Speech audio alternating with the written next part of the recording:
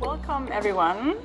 Also from my side, welcome back to our next session, Seeking Relevance, where we will talk about how we as institutions, science communicators, museums, individuals are able to adapt to ever-changing times and settings.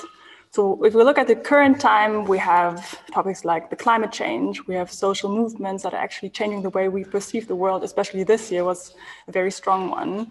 And we have a global pandemic. So we're in the midst of a global pandemic right now that forces us to rethink us as institutions, and that forces us to suddenly organize workshops in a digital format, and of course also forces us to deal with the fact that museums are closed for a major part of the year, for instance.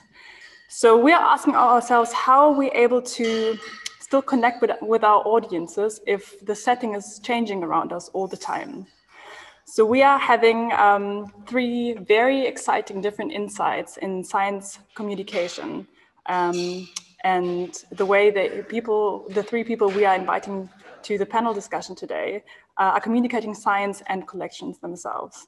So I would like to ask our three speakers to join me on the screen right now. Injonge Karangwa, Caroline Breunesse, and Olinka Vištica. You are all there. Yes, great. So Injonge is there already. Let's see. Hi, how are you? Good to see you. It's great to see you. Thank you for having me. Hi, Olinka. So let's see if Caroline is also with us. But she should be. Okay, let's start with, yes, hi. Great to see you too. Yay. Okay, we're all here. Great. So we're going to start with three very short presentations, and then we're going to follow with a Q&A session where all of your questions might be answered. So I'm very pleased that we're going to start with Injonge. So Olinka and Caroline, I see you in a bit. And hi, Injonge. Great to have you as our first speaker today of the session. Injonge is a singer and songwriter and the leading organizer of the Hamwe Festival in Kigali, Rwanda, which finished yesterday, last night, second edition this year, also in a digital format. So I'm really, really pleased to have you here today, which is, yeah, you must be exhausted. So the Hamwe Festival is focusing on creating a platform for global health advocates and artists to collaborate on the topic of health around the world. So I'm very excited to hear your presentation. Thank you. I'm going to start right now. Is it working with my screen? Yes? Okay. So good, at least in my place of the word, good afternoon. My name is Injonge Karangwa. I'm a singer, songwriter, as it was said, but I'm also, I think I spent the last 12 years working on different global health program. My training is in global health and communication as well. And I've worked mostly at the policy level, where we use a lot of statistics and information to make policy, to inform policy, to evaluate policy. And then I started to think and to get more and more interested into the humanities aspect of health. And that's how I ended up working for this institution that I'm working with now, that is called the University of Global Health Equity. So the University of Global Health Equity is, that's our campus, but it's a bit bigger now. It's a new university that aims at looking at the way, at reinventing the way health science are taught, with the base that we believe that disease, especially in countries like mine, have, but probably everywhere, have more than a biomedical explanation, and that to address health problems, health professionals need to be equipped with an understanding of the society, an understanding of the political roots, the historical roots of disease, and of health problem. And that's how all of our training and our university is organized. Right now, we started this university in 2000, the first promotion entered in class in 2016. So it's quite 15, sorry. So it's quite recent. We're quite new, but we have been created by an organization that is a bit older, that is called Partners in Health, and that have applied this type of approaches since the last 2 or 3 decades. So yes, part of this university, so there is a different master's degree, there is a medical school, and we will have soon a nursing school. And we have also different centers of research. And all those research, we're really trying to bridge health science with other disciplines in order to strengthen our understanding of health. For example, we have a center that is called One Health that is looking at the link between environmental health, human health, and animal health. For example, in this time of a COVID pandemic, it's really relevant. We also have a center looking at gender equity and the importance that it has in the health of populations. We have also, and that's what my role is to start center and different efforts to improve our understanding of the role of culture in health, and the role of the potential area of collaboration of art and health in general. So when we started that work, the first part of the work was really some sort of a mapping and understanding the status of research. And what we noticed is that there was a lot globally, and there was a focus on this continent. I don't know if I said it, but I'm based in Rwanda, in East Africa. So the main focus was the continent, but we really always of what we call global health equity. So we have a very, it's important for us to understand what is going on in the rest of the world. And what we did, we saw that, yes, there was many initiatives all across the world that were actually about art in health, even if they were not labeled as such. Artists using their platforms and their creativity to advocate on health problem or to push conversations. We had clinicians inviting creativity and creatives in the clinical facility, even in research. There was a lot. And what we thought was that as a university, it could be helpful for us to start researching on what is going on, and also amplify and ensuring that these different pockets of knowledge and experience communicate with each other. So that's how we created this festival, Hamwe Festival. So we really created that festival with the mission to create an enabling environment for strong collaboration between the creative and the health sector, and also to generate new insights through those conversations, to generate new insights to on the global health problem and potentially solutions using the vantage point of artists and global health professionals. So that's our mission. So the first edition of the festival was last year, the inaugural edition. It was different times. So we had 5 days of festival, 2 exhibitions, 2 concerts, a masterclass, different events, dancers working with academics. We had philosophers joining. So we had a lot of variety of events, and our objective was really to show the different and various ways those two sectors, creative sectors and health sector, could collaborate and provide information on the type of impact that these type of collaborations could have.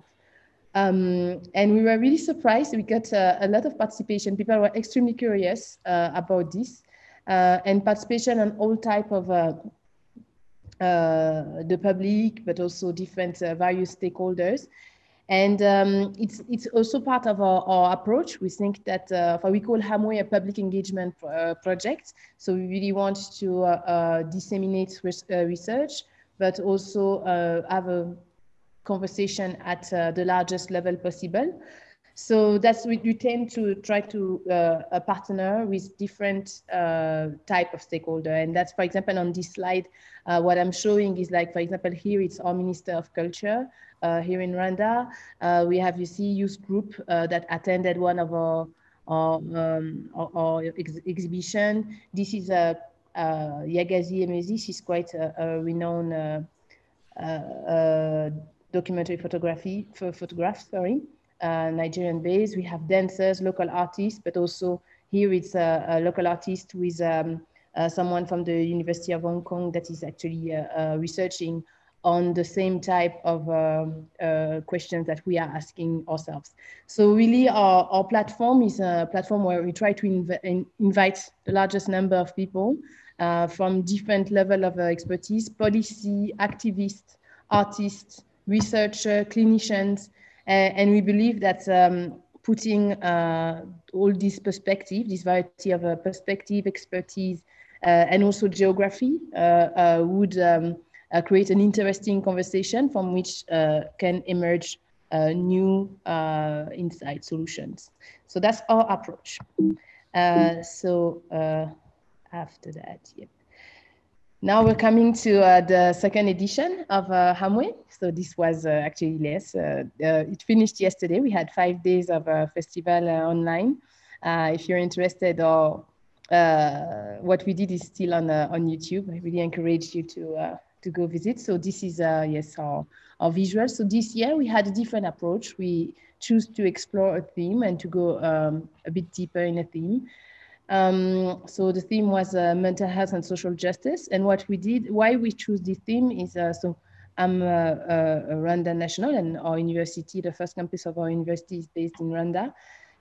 So mental health is a very high concern for our health sector. I think there is a global mental health crisis. African countries are particularly affected.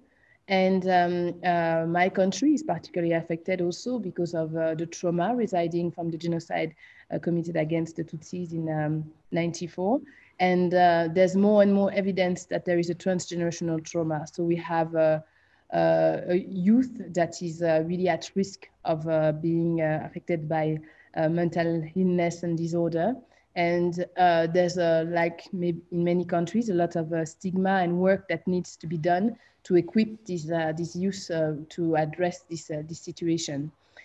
So when we developed that platform last year, we were approached by our government saying that this was interesting to push a conversation, and that conversation about mental health. So that's why we choose that topic. And the more and more we were researching and looking at how we could discuss mental health involving the arts. It was, especially we are at the University of Global Health Equity. So we're talking about equities in our DNA. So it was really impossible not to include social justice in that conversation. And the more we were advancing in the year 2020, we thought that it was really, really important to talk about social justice while we were talking about that. So that was our flyer. So you see we had great partners. Wellcome Trust is one of our great supporters.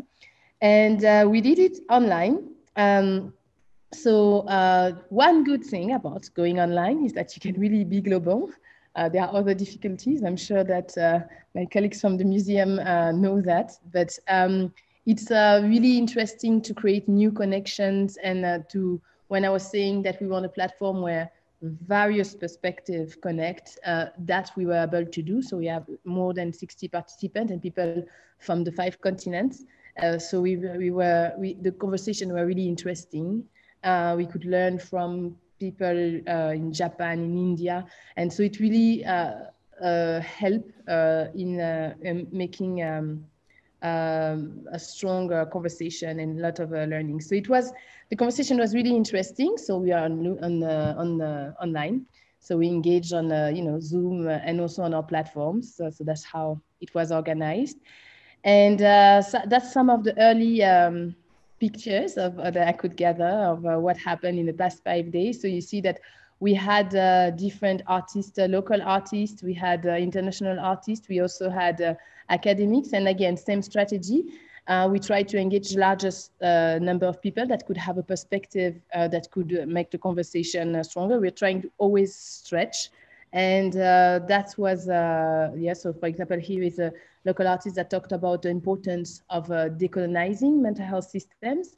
We had another artist talking about substance abuse, where that are not necessarily considered as a mental illness, though it is. And in the way society approach those type of issues, understanding that they are illnesses is important. Those are academics that talk about very important of identity when we talk about mental health. This is somebody from the University of Rwanda, because we collaborate also with other universities locally and internationally. And this is also on the last picture. This is Miss Rwanda. It was a bit unusual for a university to collaborate with this type of public figure, but she's dedicated her year to discussing mental health. And she has an enormous platform, very popular within the youth, and capable of reaching people that us as a research institution are not capable to reach. That was great to have her join our platform and exchange ideas with her, why she thinks that it's important to discuss mental health and also how she does it. That was really interesting to talk about that with her. We also really thought going online. We thought that it was really important to have a conversation on social media. So part of our effort was to do that. We really pushed on Facebook, on Instagram, and on Twitter. And actually, it really took over on Twitter. We, if you see so it's on the right of your screen. This is during 2 days, we were the highest trending hashtag in the country. So it was quite a success. We had a lot of engagement from all type of people, some sharing experience, some commenting on what was being discussed. There was a lot of things said. We're still finished yesterday, so we're still analyzing our audience, who came and what, and really trying to understand the type of comments and what was interesting for the people. This is where it was. So in summary, yes, so what we're trying to do with that is really to have research getting out of the walls of our university and engaging with the largest public possible. Yes, that's where it is. Thank you. I'm looking forward to any questions you may have. Yes. Thank you, Injonge. This was really exciting, but before we move into the questions, we're going to move on to our next speaker, which is Caroline Breunesse. Hi, Caroline. I hope you're well. I like the way you put the New Ways paper behind you in the back. So Caroline is joining us from Leiden in the Netherlands. You're working at the Naturalis Biodiversity Center, which is a national natural history museum of the Netherlands. And Caroline has been involved in the concept and design of the new museum building that opened only, I think, about a year ago, right? Mm-hmm. Yes. Right. Okay, great. Yes. Then, Caroline, the stage is yours, or the screen is yours. I'm looking forward to your presentation. Okay, thank you very much. Hi, everyone. I'm going to try to share my screen as well. Up until now, it all went very well, so I hope mine is going to be as well. So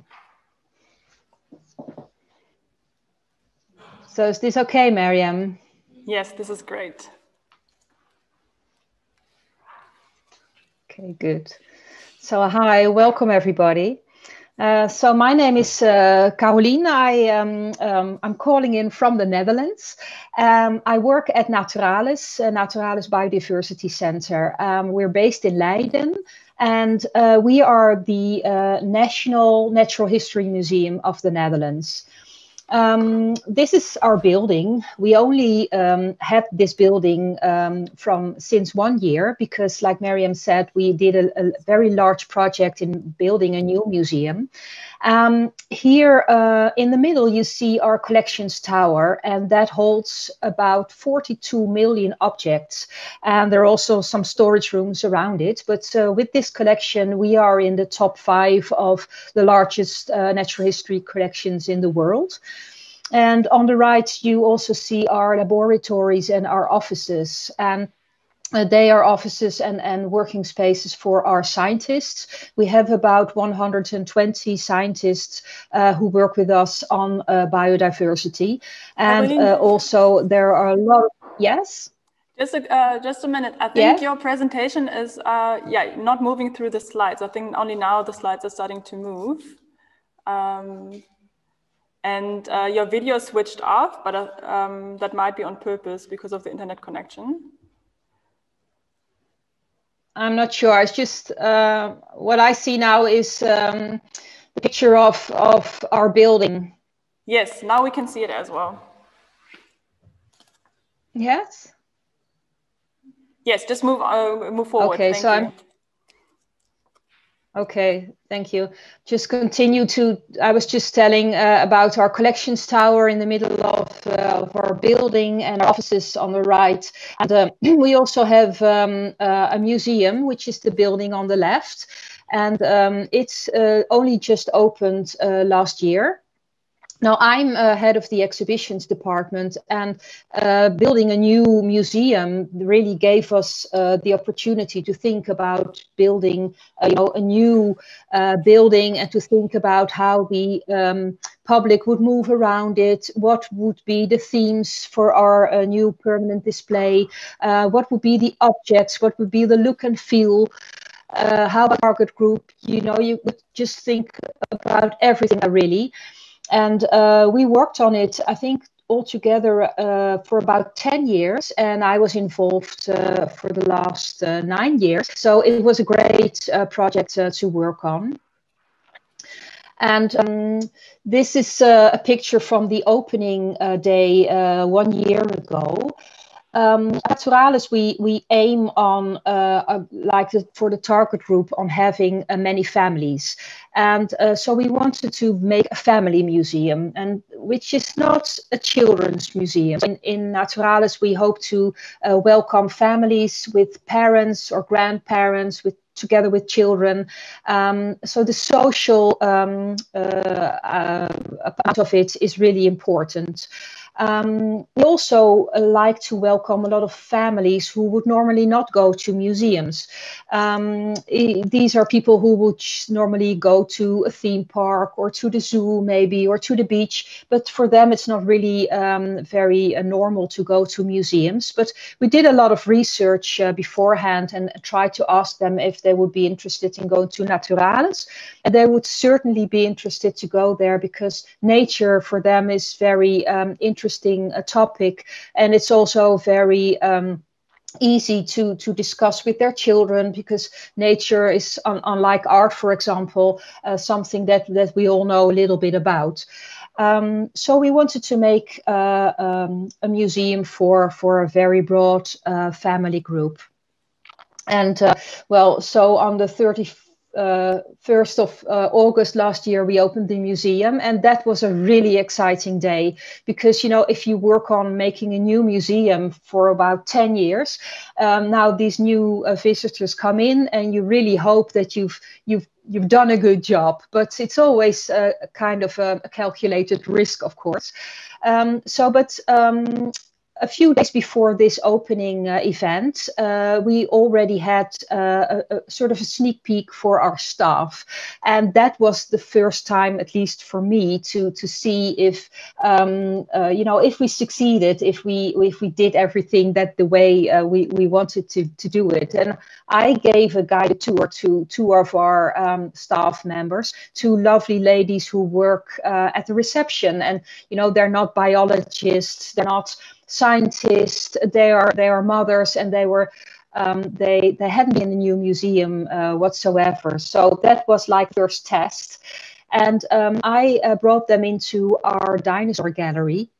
And they entered the museum gallery, this dinosaur gallery, and it was really nice to see because one of them, she just felt silent. She said, oh, "Wow!" And then it was all silent. And then the other one with me, and she said, "Oh, Caroline, I have goosebumps all over because this is really very beautiful." And of course, I was happy to hear that. I think for two reasons, because the first reason is that I just realized that I love my job. Working in an exhibition department is just the best job you can have, because you can just first you have just grass, and then you build a building, and within this building you have these separate rooms, and you can have backdrops with projections and animations. You can put in sound. You have wood that you can build plinths, and you have beautiful objects. You can tell stories, and you can make people have goosebumps and be excited about it. So that's really amazing that the possibilities that you have as an exhibition creator. The other thing why I was so happy Just quickly, is that Caroline, apart from all sorry to jump in again. Could you Yeah. check if your presentation is, because we can just see a blank screen. Yes, there we go. Thank you. I'm sorry, I think my Wi-Fi is so slow, so the images will come, but it takes a while. No, that's fine. I feel you. You see the dinosaur gallery now? Yes, we can see the dinosaur now. Thank you. Okay, so I hope now that you see it, you can understand why my colleagues were so excited. And I was also happy because, working on the new museum, like I said, we had to think about the themes and the objects and the look and feel and everything together. But the main thing actually that we spoke about was what was the feeling that we wanted to bring across to our audience? What was like the main idea? And we wanted to make people fall in love with nature. That's what we decided upon. So we wanted to give them a really strong emotion about nature in the past, the current nature, but also nature in the future. And we decided to not start with a theoretical story, but to start with an emotional story. So we believe that if we touch the heart of our audiences, then they are intrinsically motivated to know more, for example, like in this case about dinosaurs, and then to ask questions, to gain knowledge, and then in the end, take care of nature better. Because if you know something and you love it, you know more about it, then we believe in the end you will take care of it better. And that's, of course, what's so important now. If we know about all the problems that we have, like with the climate change. So these are quotes that we learned the next day. I hope maybe you won't see it yet, but I'll give you the quote in the newspaper. It says, well, the new Naturalis is an ode to life. You are immersed in nature. The new Naturalis entertains, amazes, and moves. And the journalist, he said that he was really moved, and that happened halfway through the tour, where the reporter had to wipe away a tear of emotion, really. And he felt a lot of emotion in this gallery. It is a gallery about the circle of life, in which we have a large projection of a film in which you see the seasons and you see nature coming and going, dying, but also a new life coming on. And instead of calling this gallery the Circle of Life, we called it the Gallery on Death. And do you still see it, Meryem? Or? Yes, we can see it now. Good. So in the opening scene in this gallery is actually a monkey looking at its own death, really, its own skeleton. And that again is a very typical way for us to start an exhibition. So we didn't start the exhibition on death, about telling a story about what is death, but the very first thing is a very emotional image, and it makes you think about death, and also, of course, about your own life. And what we see in this gallery is that we see many people starting to get conversations between adults and children about the circle of life, about dying, about extinction. And that's exactly the emotion and the social conversation that we were looking for. So also we thought about things like this, you know, as a natural history museum, you like to excavate fossils from the Ice Age, for example, or in this case, excavate fossils from the dinosaur period of time. And when we do this, we learn a lot about the fossils that we find, but also about the sand, about the climate in the past. And this excitement and this emotion that our scientists have, we wanted to bring that across into the museum as well. So this is what we do in the Life Science Gallery, and Ilse this morning already talked about it.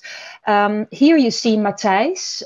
He actually went to the United States to dig for dinosaur fossils, and here visitors can ask him any kind of question, and he's telling you everything that you want to know about dinosaurs, about the past, about skeletons, but also, you know, you can just ask him, what was the weather like when you were doing that? Was it really hot? Or how were the stars at night? And it's really a kind of emotional encounter that starts with an awe and really, were you there and did you find this? But then slowly you start to ask him all kinds of questions, and you can just learn anything really that you want. Also, for example, we have this lovely zebra calf. It's a zebra that was prepared by a very famous taxidermist. And it's just one object that makes you think about the vulnerability of life and the beauty of it as well. I had it displayed in a gallery which is about seduction and about new life. And here you see this zebra together with all kinds of other animals, and it makes you think about the beauty of life and about how again the circle of life comes about. So this is the gallery that we have about seduction and about new life. It's actually like a store, and it's really very playful and colorful exhibition. Also, these are, for example, fossils that we have from the Ice Age, and you can really touch them. So instead of asking someone who shows you the fossil, in this case, you can just grab one fossil and take it around and look into this Ice Age gallery, where we have a very large model of age, what the Netherlands looked like about 30,000 years ago. So these are all kinds of ways that we want to bring in emotion, then go up to questions, and then in the end, of course, we want people to change and to change their behavior towards nature around them. So it's the heart, and then it's the mind, and then in the end, it's the hands. It's the things that we want to change. And of course, the change is very important. Here you see some children from the Netherlands who really were worried about climate change. But in the museum, we decided not to start with this image, but to go the other way around. And we do have many projects now, for example, with children and young people who are worried, and we try to discuss with them what we can do to change the planet for the better. Also, we are working on a new project which we call Sapiens, and it's actually a new location which we are preparing in Amsterdam, and it's called Sapiens Amsterdam. And there we have another building which is called the Valley Building. There are also offices there and other things like parts where you can live in. But that will be a new project from Naturalis. We work together with the VU University Amsterdam, and here we're going to make a new location that's only focused on human beings and on the things that human beings are doing to the planet. So at Naturalis, we show the biodiversity in its broadest sense. And then here in Amsterdam, we only focus on the Anthropocene and humankind. So if you want to learn more about it, please check our website, sapiensamsterdam.nl or .com. And I'd like to tell you more about it if you have any questions. So that's it for now. Thanks. Thank you, Caroline. And also thank you for, I feel you, like working from home in Berlin and having a very low Wi-Fi connection. I had similar challenges over the past 6 months, but I'm excited to hear more from you. But for now, we're moving on to our last presentation, which is Olinka. Hi, Olinka.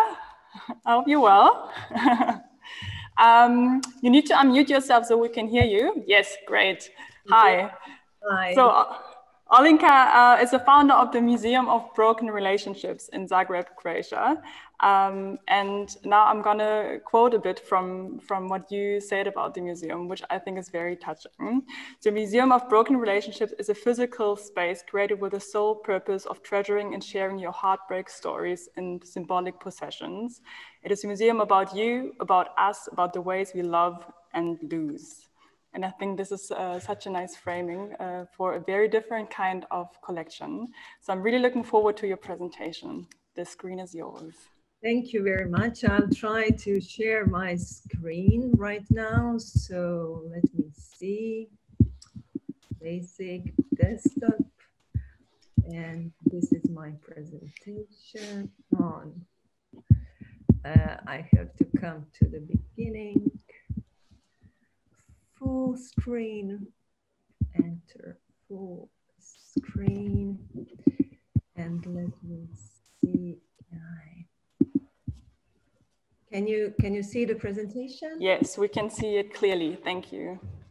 Thank you so much for this nice introduction. I'm always, when I'm invited to speak at the museum conferences, I feel a little bit as an intruder because basically I'm a film producer, and museum is something that has totally changed my life, and it has been with me for 15 years now. So I think it's time that I embrace it, so that that we are part of the museum community. So my today's presentation actually can be nicely put against Caroline's presentation, because she talked so much about the emotion and as a binding element with your audience. And this is something I would like to raise as the main, let's say, attractive point of the Museum of Broken Relationships, and how we use emotion to create the universal connections with our audience. So sometimes most of the times I start the presentation how the museum started, but this time I decided to do it differently. And I can show you, wait, why can't I? Oh no, here. This is our permanent location in Zagreb that was founded in 2010, although the museum existed as a traveling exhibition since 2006. And this is the place where we have also a terrace where I sit having my morning coffee. And I will tell you, I will begin with an anecdote. While I was enjoying my coffee and contemplating a familiar, curious scene unfolding in front of me, which is rare today because of COVID, but there was a large group of tourists and with their smartphone cameras perched on top of their selfie sticks. And they were trying to capture the beauty of this scene while their English guide was explaining to the group how the Museum of Broken Relationships came into being. And I will quote what I heard. It all started as a joke between two artists who were breaking up. And her opening words elicited cheerful laughter from under the straw hats and baseball caps so loud that I almost spilled my coffee. And I wanted to run to the group and say, wait, it was not a joke. And I was stopped by a thought that how utterly pathetic that would have been. And what stopped me actually was the sudden realization that the museum and its story no longer belonged to us. Of course, it was started from my own failure, from my romantic relationship falling apart, but it was definitely not a joke. So instead of intervening, I chose just to chuckle in return, and I started contemplating what is it that we have created almost by chance, or if you want, if you like it, by failure of a relationship. And we have thus assembled a curious collection that consists of everyday objects, trinkets with apparent no value, that are submitted by their former owners along with their personal stories, and they all witness an end of a relationship. This is how we call our audience to participate. This is a call we put out in New Zealand to the citizens of Dunedin during our last exhibition in December, because we always put out a local call for new donations, new objects, which look like this. So this toaster definitely elicits lots of laughter in our museum in Zagreb, and it's one of the most popular exhibits. But from the first objects we received, it was striking how rich and diverse these elliptic stories can be. Many objects conveyed something new and precious about the historical and cultural context of the place they were coming from. So the next I will show you, for example, this child's wartime love letter from Sarajevo, and written by a schoolboy to his teenage life when he was leaving the besieged city. Or maybe this one, which was one of the first objects that introduced the theme of family scars and abandon to the spectrum of all themes the museum puts a light on. And it outgrew the let's say the romantic relation, just the romantic relationships, what people have in mind very quickly, because relationships and how we relate to one another meant so much more to people, what we were about to discover. For example, this is one balloon which is still inflated, and it was donated in Tokyo by a woman who said that it was her favorite balloon that was inflated by her father, who deceased the following year, and her mother wouldn't let her touch the balloon for so long. And since the moment we came to Tokyo, and she heard about the exhibition and came with the balloon to share her experience with us and the audience. Or for example, this doll that was donated in Alta in Norway, and not only this object, but many more stood as symbols of the long suppressed identity of the Sami people. And what I can say that empathy generated by seeing this doll or a letter written by child's handwriting makes the visitor grow beyond their own cultural limitations. Because if in anything, in loss, pain and grieving, like human beings are all equal. So many times I ask myself, what at the time when the world's biggest encyclopedia is created by every man, in an era when seemingly much of our private lives are conducted in the public eye, irreversibly blurring the borders of public and private space, I often question our role of curators of a collection that relies exclusively on the crowdsourced material, on random contributions by the audience. And where do we position ourselves in using the autobiographical material, in exploring the ways of painting a nuanced picture of contemporary love and relationship life, not only the enriching and worthy, but also the difficult, the harmful, and discriminating?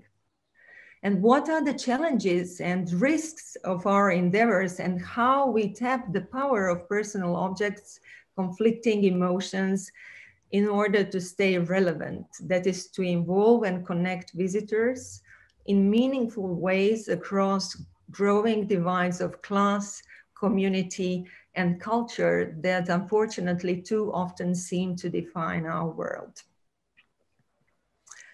This is one of the exhibits we exhibited in a project we did with Red Cross, working with migrants, people who have left their places because of wars, because of economic reasons. And for example, in this example, we chose to not to take the objects from people because it was something, maybe the only thing they have taken with them. So what we did, we took the pictures. We wanted to keep the anonymity going, but we took the pictures of people holding onto these objects with their hands. And it was really powerful because you walk through the museum, which is full of objects, and then you come to a place when you actually see a human hand holding onto the object. So how can a personal narrative become a truthful exhibit of a museum display? Or how do we set a scene that serves that purpose? A contemplative setting where elliptic, anonymous confessions, tricked by ruse of fantasy, joking, irony, sorrow, or regret, or longing, how can they paradoxically outgrow the personal and become more universal, more human? I let these basketball shoes to speak for themselves. So in our case, the story is neither edited nor interpreted in any substantial way, since we decided to give precedence to the infinite variety of expressions over more formal concerns such as grammatical, chronological, and geographical accuracy and uniformity. And given the intimate and evocative power of the material and the conflicting emotional interests they might ensue, we chose anonymity as a condition at the very beginning of the project. The key reason is not what you might presume, like voyeuristic, undeniably voyeuristic nature of our collection, but the key reason lies in the process which we hopefully at the museum are capable to set in motion. And that's the process that happens in the heart and mind of their contributors, of the object's contributors, but also the museum visitors. The value of names, facts, and figures become a depreciated currency in these often elliptic personal narratives, where and these often biased stories convey the universally understandable feeling of loss, which transform these objects of scrutiny into live catalysts for reflection, empathy, identification, and transformation on a more personal level. I often like to observe the visitors at our museum. People will tell you, oh, we are surprised at your museum, no one is talking. People are usually silent. They are just reading. And it feels almost as the visitors are having an intimate, sincere conversation with a person from a distant land that they have never met before, yet feeling so familiar. I don't know, you might remember one of those chance meetings in a train or a long haul flight when you open your heart to a stranger and you hear the stories of, you know, lives unfolding in front of you from a person you've never met before.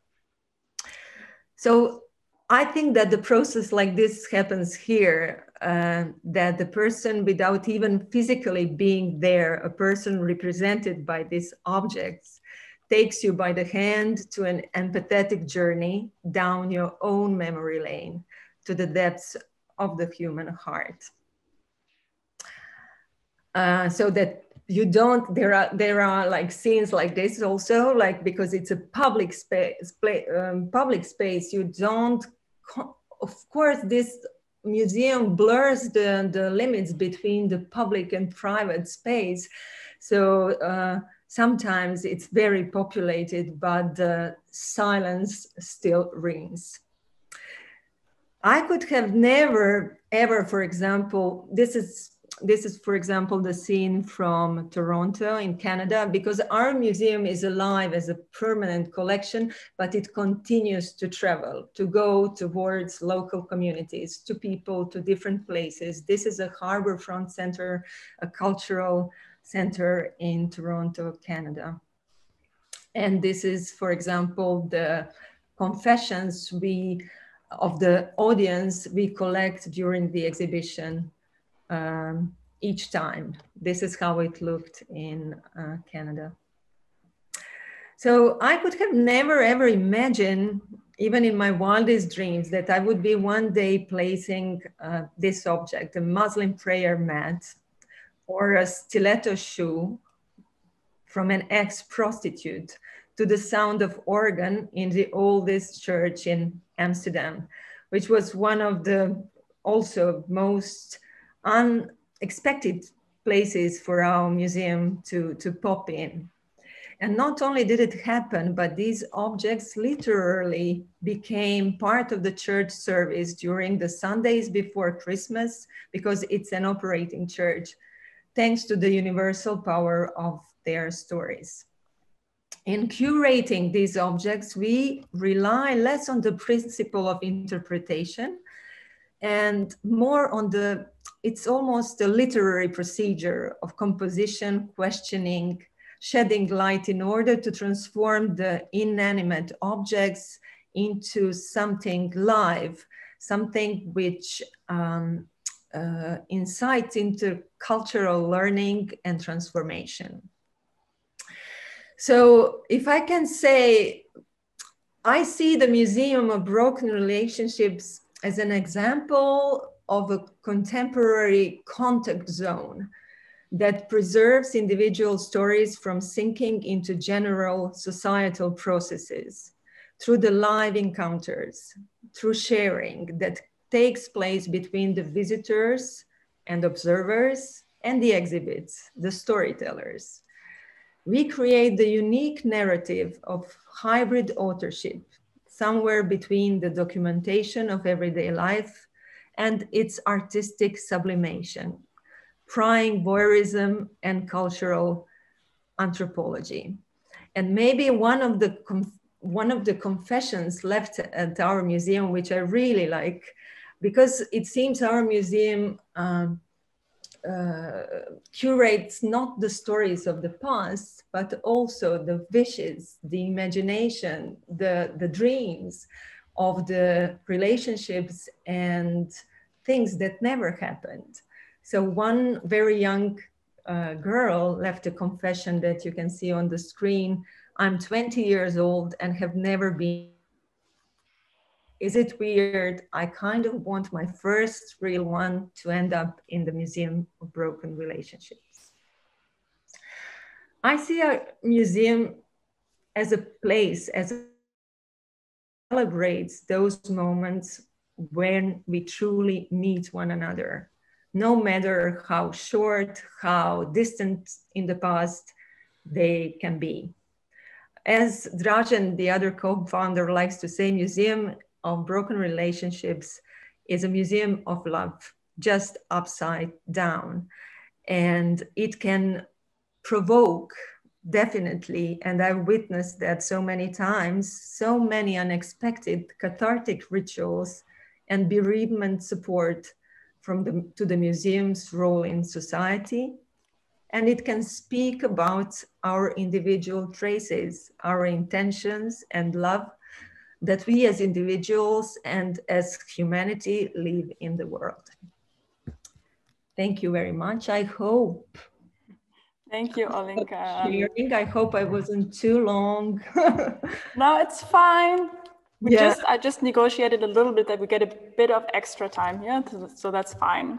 So thank you again for your presentation. I will ask my colleague Bonnie now to join Injonge and Caroline back on the screen. Thank you again to all of you. Really exciting presentations. And we're now opening the floor for questions. Please use the raise hand button at the bottom of your screen to raise your hand, and then we will unmute you and add you to the session so you can ask your question yourself, or write your question in the chat if you don't want to be on screen, and I'm happy to read it out. And as far as I see, there's one question in the chat already, which is addressed to Caroline, which says, are such direct contacts to the scientists a fixed part of your exhibition program? How often do they happen, also for adults? I think that's great. That's a great, important, maybe powerful way to communicate research. Would you agree to that? Yes, I do. Ilse already spoke about this morning.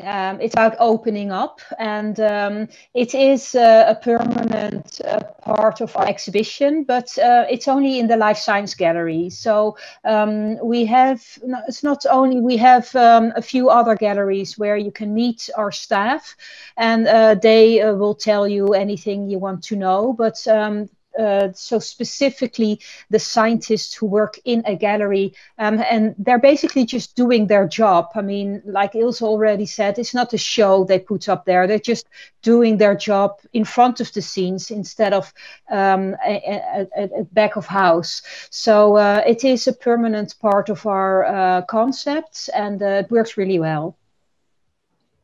Thank you. I was wondering, now listening to all of your presentations, I have a feeling there's one connecting theme, which is the theme of emotion. And I wonder if that's like your aim as well, to address people with your exhibition, your collections. So like for Caroline and Injonge and Olinka. So is that a theme that that you're always using to touch the emotion of the visitor or the audience?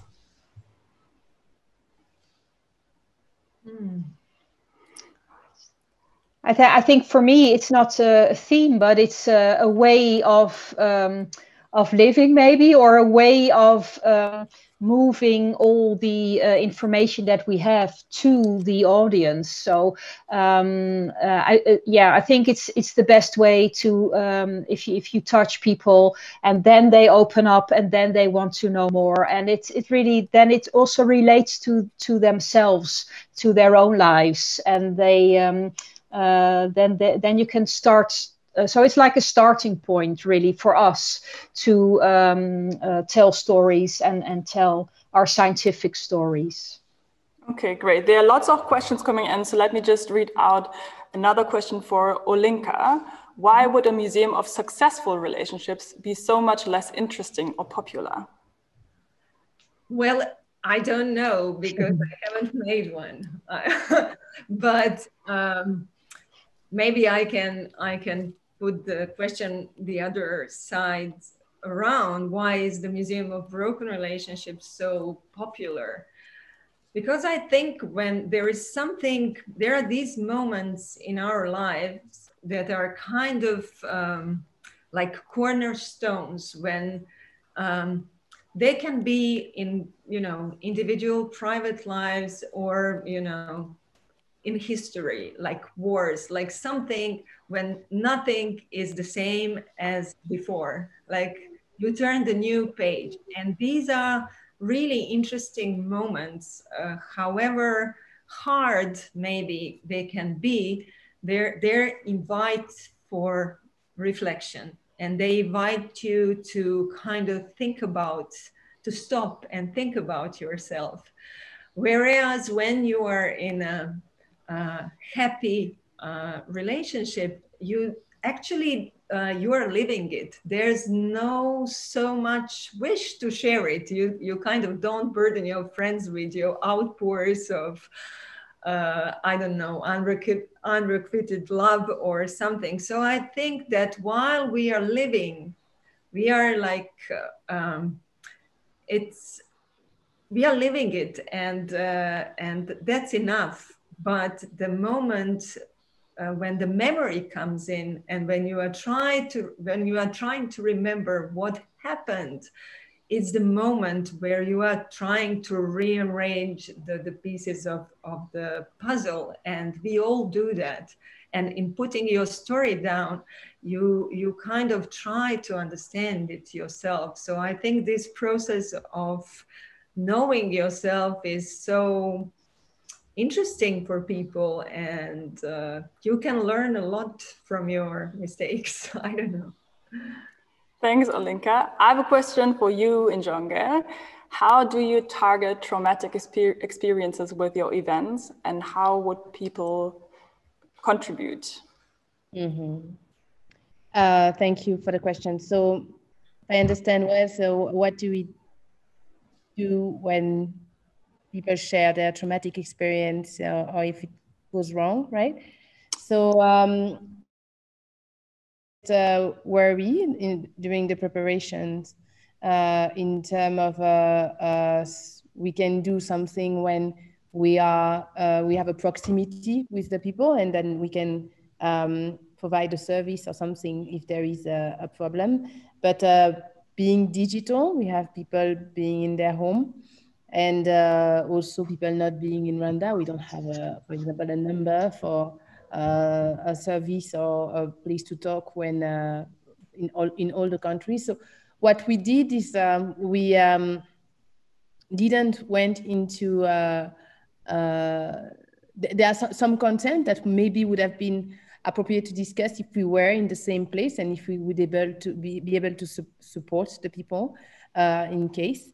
But we really were very careful with the content that we put out. And the second was that for our population here and our audience here in Rwanda, we had a partner called the Rwanda Biomedical Center that does that for vendor provide service. So we shared their information. But it's a good question. That's something that was part of our preparation discussion. The second question: how do people contribute? So that's part of what I was discussing in terms of social media engagement. So we partnered with people that know how to do outreach digitally, asking questions, responding especially to questions or to comments. We also use the influencers that have platform that also discussed the content of the festival in our platform. And also we to make sure that to attempt at interesting the largest number of people, we had in our speakers. I will share the link of our program in the chat. We had a variety of people in terms of artists that are local, also patients, also academics, and to make sure that we don't have this distance that sometimes can install itself between lecturers and audience, and people that speak maybe about the same thing, but from a different way of expression. So that's at least there would be something for the largest number. And then after we relate that on internet. We are still doing it, actually. The festival is finished, but we're continuing discussing. We let our content online, and we try to be as responsive when people react, as responsive as we can.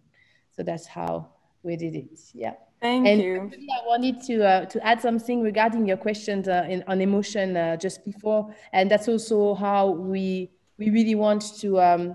There is, for example, during my training in public health, you're very there's a full academic paper, and we made sure that even if it's the same, actually it's the same content we're discussing, we try to have something that was more relatable, something that people can feel, because actually all these research regarding mental health is not only numbers or something, it's the life of people. So we try to make it that way. Well, I'm stopping now. Okay, so there are lots of questions coming in. So let me start with two from the chat. I'm gonna combine them, and then you can answer them together maybe. So one question would be for Caroline. You told us that your target groups are families who are not the usual museum audience. Are you successful and reach the group? And if yes, how do you address them? And there is another question, do people easier emotionally connect to cultural objects? And if yes, what does that mean for natural history museums? So Caroline, what do you think? Yeah, the new new families. Well, especially in the beginning, I think in the first 4 or 5 months, we did. We know that, and they had a very different behavior from our former visitors.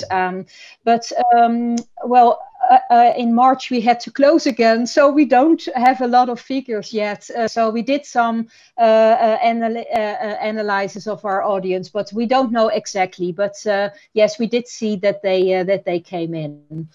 And we address them. I don't know if it means in the museum or like the marketing wise, but in the museum we address them. Well, we try to be really open to them, because I did realize that if you want a new audience, then you really have to want it, and everything that they give you, you have to accept it, because for example, the audience that we received was much louder than the typical audience. They were, for example, eating anywhere in the museum where we didn't expect that, and of course we didn't expect that, but I loved it. For me, it was like a proof that we did reach them. So we had to address them with a lot of warm welcome words, and then maybe explain them a little bit how we do it in the museum. And about cultural objects, I don't know. Would be worthwhile to look into this. For example, with the Museum of Broken Relationships, I mean, these are all cultural objects, and we have natural history objects. I don't know if people react to that in another way. Probably it's just. I think it all comes to the same thing, is that you have to have a relationship with the object, and if you don't immediately have it, then the museum should open that up for you, and it should be relevant for you. Yeah, that's I think the most important. Mm-hmm. Okay, let me try to squeeze in a few more questions before we need to close. So one question was, So basically you all three, and there's someone raising the hand. So I'm just gonna add this question, then we can add the person who's raising the hand. So you three are all dealing with emotion in a lovely reflecting way. That's a comment coming in. However, if it comes to emotions, I ultimately think of attention economy from media, social media. How can you make sure that your emotional approach, it is not a hype, not too exhausting to evoke emotions? So it's one question. And I'm gonna add another question. I'm curious about the difference between the three panelists' experience with pop-up events, traveling exhibitions, and permanent museum building, and even now in the digital space. What are the different affordances for connecting to people's emotions? So I'm just maybe gonna group those two together. So what do you think, Olinka, Injonge, Caroline? Well, how can I say, in our case, like the emotion is already there, like it's in the stories. And I understand your point in asking, because I agree, we are all the time exposed to so much content, and so much content wants to get our emotional engagement for various purposes.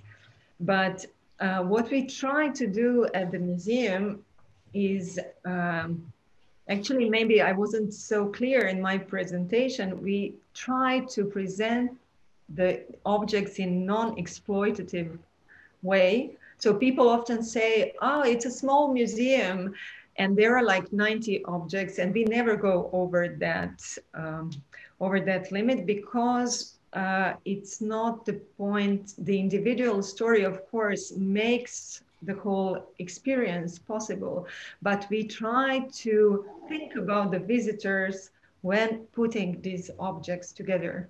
So this is, I think, our role, how we put them together and what kind of experience we create in the end, because we want our visitor to travel around the world through all these different breakups, go through the different cultures, but ultimately leave the museum with the uplifting experience. And we could have easily curated the display where they would be too overwhelmed by the experience. And sometimes we get comments, okay, some stories are really banal, but I think they are not banal for me, but the visitor needs some sort of rest from all that emotion. So I don't know. I'm trying to, it's like reading a book. When I read a book, you know, it's what I can take that really leaves a trace on me, or a certain emotion. But I think the museum's goal is create a public contact zone which would be respectful of the people's and the visitors' emotions. I don't know if that answers the question, but. Thank you, Olinka. So I'm just gonna ask Bonnie quickly to add the person who's raising the hand to join us, because I think we're running a bit out of time here. So yeah, nodding heads around me. So I think we're just gonna have Sonu join us. Hi. Olinka, this is Sonu Baske here from Sydney. Fascinating presentation, and must congratulate all of you, including New Waste, for really putting together a brilliant presentation. My question is with regards to your museum. I think it's a brilliant concept, the broken thoughts. If I were to borrow the thoughts of the Hannah Arendt, the great journalist, about the banality of evil, it may apply to the banality of brokenness as well. Nevertheless, my question to you is, I see that the pictures that you shared had some reflections on individual contexts, or case-based approach toward broken relationships. And of course, I'm a big fan of individual case studies. But I think at the very bottom of it, sometimes I think the etiology of that brokenness gets lost in the translation, and sometimes lost in the physiology. And I draw some inferences from the the cases of the veterans coming back from the war, or people having traumatic experiences, and many of them tend to have broken relationships, as you'd imagine, patients suffering from post-traumatic stress disorder and traumatic brain injury. I would really like to pick your brains on what's your thought on whether the art as a medium of communication may just delve more at times beyond just case studies, which is very important as well, but also to understand the etiology, the root cause of what causes that brokenness. Then we start dissecting the individuality and then going beyond that there could be potential causes of environmental and so on and so forth. That brings us to the determinants of individual brokenness and the banality of brokenness and altogether. But thank you, but brilliantly put present there. Looking forward to your feedback, and probably all your panelists on feedback on this particular issue. Thank you. Thank you, Sonu. So who wants to go first? Maybe. I think the question was for Olinka. Yeah, Olinka. Well, this is, I'm of course, throughout the 15 years we've been doing this project, it's like, for me, it's not only what people see, the object and the story. Many times it was like really meeting the people who wanted to share their experience. Among them, many who have lost children in terrible circumstances. People, for example, there is one exhibit that explicitly talks about PTSD, and it's a story about two soldiers. She was Australian, he was American, and they met while in Afghanistan. And that story came into the museum. I saw the person taking out something out of his pocket after the visit to the museum. And when I saw the story, I was so shattered by the power of it. So every time I see that object. So I think that, I don't know, the reasons, the banality of brokenness. And sometimes I feel I'm not equipped, because sometimes I think we should have a therapist at the museum, but people approach you and want something from you that would alleviate that pain, and which is really, sometimes I don't feel equipped. But art is, in a way, it takes another path. So by just this act of the ritual of parting with brokenness, although it won't happen at that moment, the ritual of sharing it with people, the ritual of claiming that this happened, this existed, and the intention of trying to overcome that, I think this is something that art can do, and it can, or at least I want to believe it can do. And my experience is, my experience tells me it's possible. Not always, but yeah, in a way, the brokenness is the foundation of human condition. I mean, we are all going to end one day.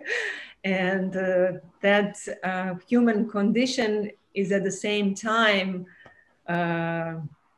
the main reason why we are able to enjoy life, to interact with people, I always cite my mom, who says, you know, Olinka, nothing happens to dead people. So yeah, I don't know if I understood well your question, but from my personal experience, this is the only answer I can give you. And this is perfect, Olinka. And as you might have seen, other side, Sonia is already almost standing on my shoulder. So we're running out of time. There are more questions about does emotions and relevance are the same when we think about museums? Is there a danger of leaving visitors alone or helpless after the visit with emotions, etc.?